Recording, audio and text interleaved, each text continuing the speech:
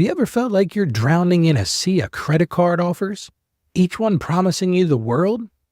Well, today we're throwing on our financial life vests and navigating those choppy credit card waters together.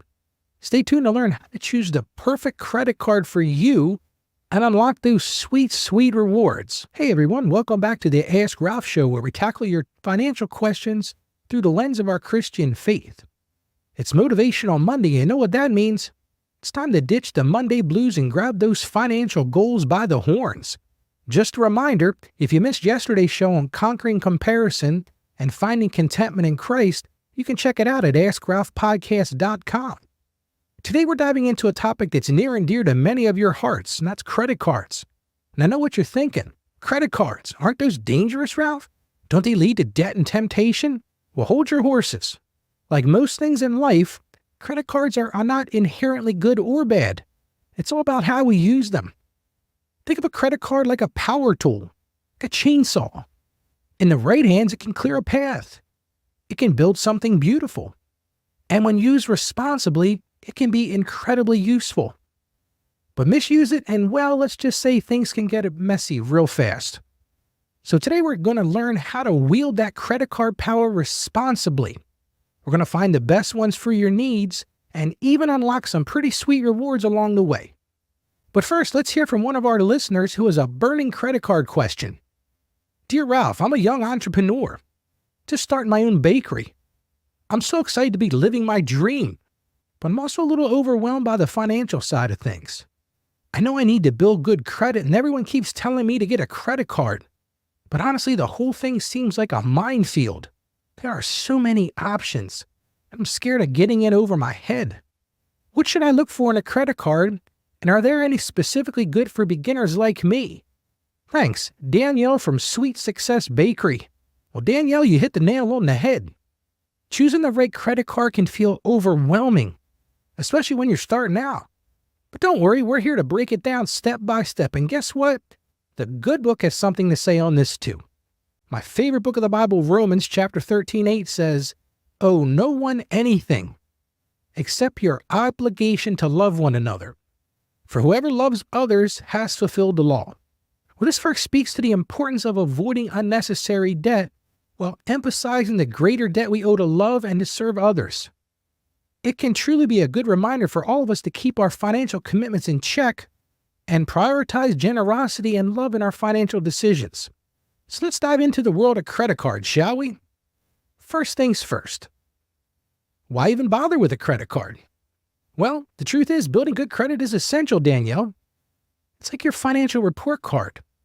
It affects your ability to get loans, rent an apartment, rent a new location, or even secure certain jobs.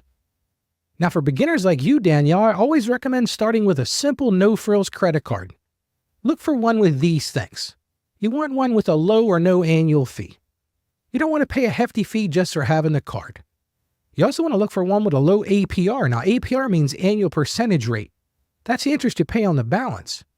And lower is always better. And finally, you want to look for something that has clear and simple terms. Avoid cards with confusing fees or complicated reward structures, especially at the beginning. Some great options for beginners include cards designed specifically for building credit or secure credit cards if that's what you need.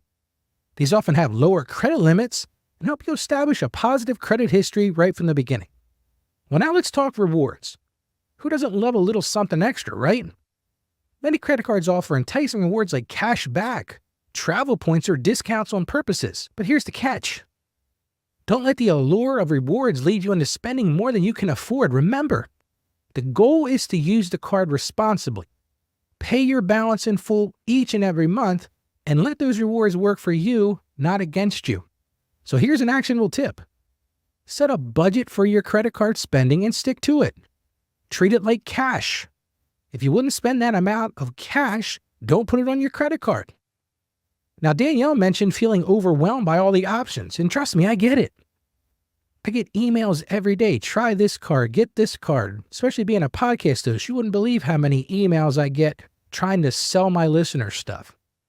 The good news is there are resources out there to help you compare different cards and find the best fit for your needs. So here's another actionable tip. Websites like NerdWallet, Bankrate, and Credit Karma offer helpful tools and comparisons to simplify your search for that perfect credit card. But remember, a credit card is just a tool. It's that chainsaw we talked about earlier. It's up to us to use it wisely and responsible. Just like the parable of the talents in Matthew 25. We're called to be good stewards of what we've been given, and that includes our finances. That's really the purpose of this show. Well, that's all the time we have for today. I hope you found this deep dive into the world of credit cards helpful. Remember, building good credit is a marathon, not a sprint. I think I said that before. It's all about the journey. So the key is to start small. Be patient and always prioritize responsible spending habits. Now, before I go, I want to hear from you.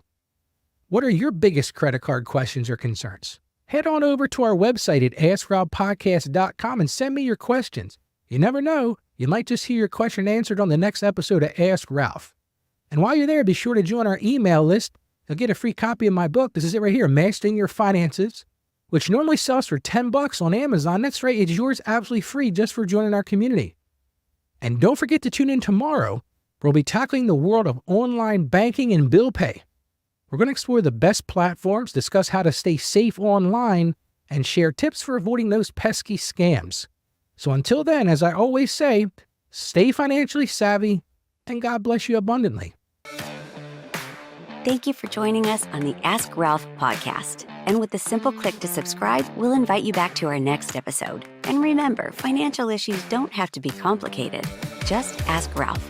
The information contained in this episode of Ask Ralph is based on data available as of the date of its release. Saggio Accounting Plus and Ask Ralph Media, Inc. is under no obligation to update this content if changes occur. Applying this information to your specific situation requires careful consideration of all facts and circumstances, and any information provided is not to be considered as financial, tax, or legal advice. Please consult your tax advisor or attorney before acting on any material covered.